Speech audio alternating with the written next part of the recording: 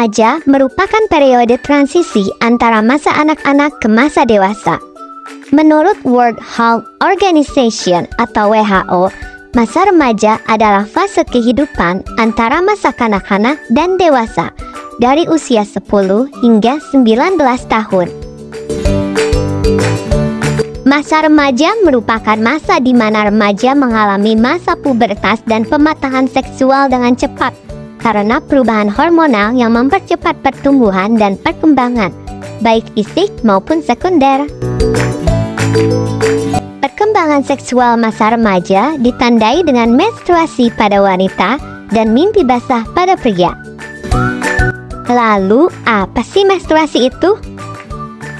Menstruasi merupakan pendarahan yang teratur dari uterus sebagai tanda bahwa organ reproduksi telah berfungsi matang. Siklus menstruasi normal terjadi setiap 22-35 hari dengan lamanya menstruasi selama 2-7 hari. Pada remaja yang telah mengalami menstruasi, penting untuk mengenal tubuh dan organ reproduksi termasuk perubahan fisik dan psikologis yang terjadi selama pubertas. Pengabaian kesehatan reproduksi dapat meningkatkan risiko terjadinya infeksi pada alat reproduksi, yang pada akhirnya dapat menyebabkan masalah kesehatan yang lebih serius. Berdasarkan survei BKKBN Jawa Barat tahun 2015, diperoleh hasil bahwa 83% remaja tidak mengetahui kesehatan reproduksi yang benar. Akibat dari kurangnya pemahaman tentang personal hygiene pada organ reproduksi mengakibatkan keputihan, infeksi saluran reproduksi, radang panggul, dan kanker serviks.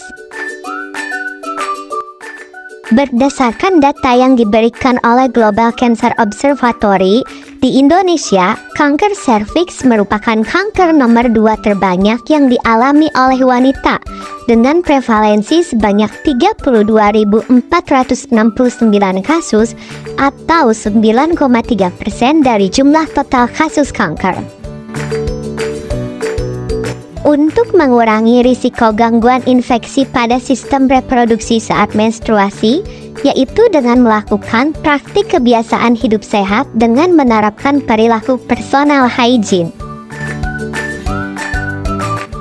Apa sih personal hygiene itu?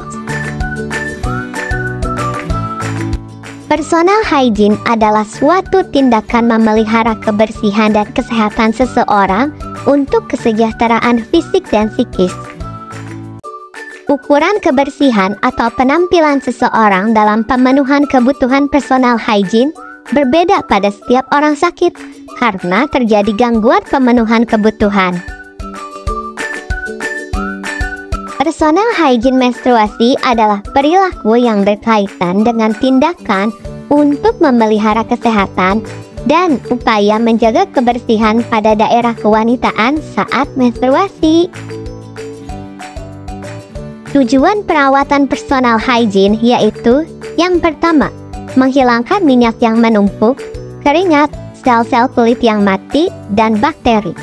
Kedua, menghilangkan bau badan yang berlebihan, memelihara integritas permukaan kulit, menstimulasi sirkulasi atau peredaran darah, meningkatkan percaya diri seseorang, dan menciptakan keindahan. Lalu, apa saja yang harus dilakukan remaja putri saat datangnya menstruasi? Rajin mencuci tangan. Cara mencuci tangan yang benar adalah dengan menggunakan sabun antiseptik. Sabun ini memiliki fungsi sebagai pembunuh kuman dan bakteri yang menempel di tangan. Jika tangan belum dibersihkan dari kuman, kemudian menyentuh organ reproduksi, bisa jadi kuman yang menempel di tangan akan berpindah ke tempat organ reproduksi. Jika hal itu terjadi, maka organ reproduksi dipenuhi dengan kuman dan bakteri, sehingga masalah kesehatan akan muncul. Penggunaan celana dalam. Celana dalam dari katun memiliki banyak sekali manfaat. Di antaranya adalah membuat sirkulasi udara di dalam organ reproduksi menjadi lancar. Mengganti celana dalam minimal 2 kali sehari untuk menjaga agar vagina tidak terlalu lembab. Apabila pakaian dalam tidak diganti, menyebabkan kondisi di area organ reproduksi menjadi lembab, yang dapat memicu timbulnya jamur dan bakteri.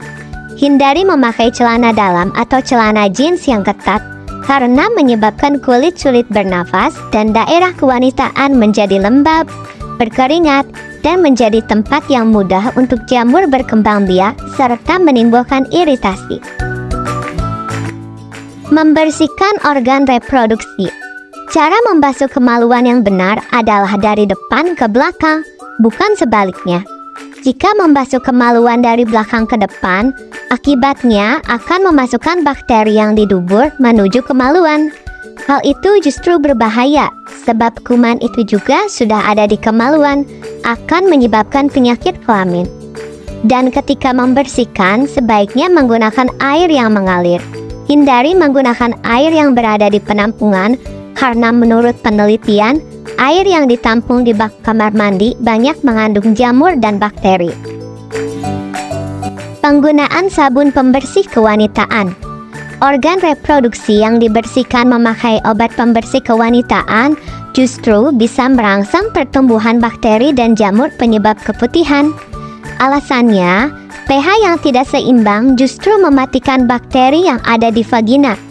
Kadar keasaman yang tidak sesuai justru menjadi penyebab timbulnya bakteri jahat di dalam organ reproduksi. Bagi wanita yang ingin membersihkan organ kewanitaannya, cukup memakai air yang mengalir saja, dan jangan menggunakan sabun pembersih yang pH-nya tidak seimbang. Mengeringkan organ reproduksi. Untuk menjaga kesehatan organ reproduksi, sebaiknya sehabis melakukan buang air kecil dan juga buang air besar, mengeringkan organ reproduksinya memakai handuk. Jangan menggunakan tisu untuk mengeringkan organ reproduksi, sebab ada zat pemutih yang bisa menempel di organ reproduksi wanita maupun pria. Dapat menggunakan tisu, tetapi harus diperhatikan jenis tisu yang akan dipakai. Sebaiknya yang tidak mengandung parfum dan bahan kimia yang berbahaya. Jangan menggaruk kemaluan. Menggaruk kemaluan bisa menyebabkan iritasi. Jika iritasi, organ kemaluan justru merasakan perih dan menyebabkan kemaluan menjadi luka. Apabila merasa gatal, untuk menguranginya bisa melakukan kompres air hangat menggunakan kain atau kapas. Penggunaan panty liner. Menjelang beberapa hari setelah haid, wanita biasanya akan mengalami keputihan. Hal tersebut normal karena pengaruh hormon. Sehingga pemakaian panty liner dianjurkan guna mengurangi kelembapan dan basah di celana dalam. Dalam penggunaan panty liner pun harus diperhatikan, yaitu jangan digunakan secara terus-menerus. Apabila sudah lembab, harus diganti dengan yang baru. Pemakaian dalam sehari-hari pun tidak dianjurkan apabila tidak sedang mengalami keputihan, karena dapat menutup sirkulasi udara sehingga daerah vagina dapat panas dan lembab. Jika panty liner lembab, akibatnya bakteri dan kuman berkembang biak dan menjadi penyebab gangguan masalah kewanitaan. Kebersihan diri. Kebersihan diri selama menstruasi merupakan hal yang sangat penting. Seperti mandi, sebaiknya 2 kali sehari. Rajin membersihkan badan, sebab saat menstruasi datang, kelenjar keringat akan memproduksi banyak keringat dibandingkan saat tidak menstruasi.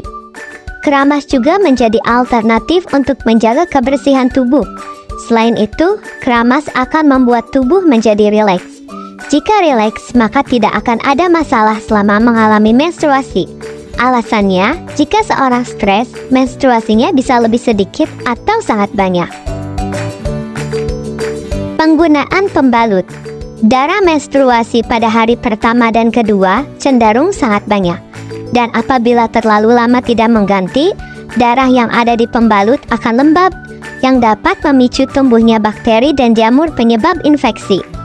Waktu pergantian pembalut minimal 3-4 jam sekali, dan tidak membiarkan darah menstruasi hingga penuh, basah, atau sampai tembus. Pilihlah pembalut yang lembut dan tidak kasar, yang dapat menimbulkan lecet atau iritasi. Pembalut yang dikenakan harus bersih, nyaman, serta berbahan lembut.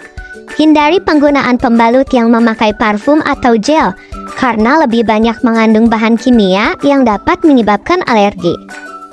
Penyakit yang disebabkan akibat personal hygiene yang buruk. Keputihan. Keputihan atau fleur albus dibedakan menjadi dua jenis. Pertama, pada wanita keputihan fisiologis normal biasanya terjadi di antara siklus menstruasi karena faktor hormonal. Yang kedua, keputihan patologis yang menyebabkan keputihan dalam jumlah banyak, warna kuning atau kuning kehijauan, bau busuk, dan keputihan yang tidak normal seperti nyeri dan gatal-gatal. Candidiasis. Candidiasis adalah infeksi yang disebabkan oleh mikroorganisme, yaitu Candida albicans. Candidiasis dengan berbagai gejala pada vagina yang menyebabkan gatal-gatal hebat, rasa terbakar, iritasi, dan bercak putih seperti keju pada dinding vagina. Faktor-faktor yang dapat meningkatkan risiko infeksi ini antara lain penggunaan kontrasepsi, kebersihan wanita dalam jangka panjang, penggunaan pakaian dalam yang ketat, dan kain yang tidak mudah menyerap, cara mencuci area kewanitaan yang tidak benar, dan penggunaan bahan pengawet yang berlebihan pada vagina. Bacterial vaginosis. Bakteri vaginosis adalah displasia saluran vagina yang menghasilkan cairan berbau, berair, atau putih, atau juga keabu-abuan. Vaginosis bakterial ini disebabkan oleh ketidakseimbangan pH vagina yang mendorong pertumbuhan bakteri patogen dalam keadaan basah, sehingga menimbulkan rahasia. Infeksi saluran kemih. Radang kandung kemih atau sering disebut dengan sistitis merupakan hasil dari reaksi peradangan yang terjadi akibat mikrobiologi saluran kemih bagian bawah. Keadaan ini ditandai dengan gejala klinis yang sering terjadi setelah peningkatan jumlah bakteri dan sel darah putih dalam urin, dan ketidakmampuan untuk mentolerir buang air kecil dan nyeri. Itulah pembahasan tentang pentingnya menjaga personal hygiene. Ingat, mencegah lebih baik daripada mengobati. Terima kasih. Dah.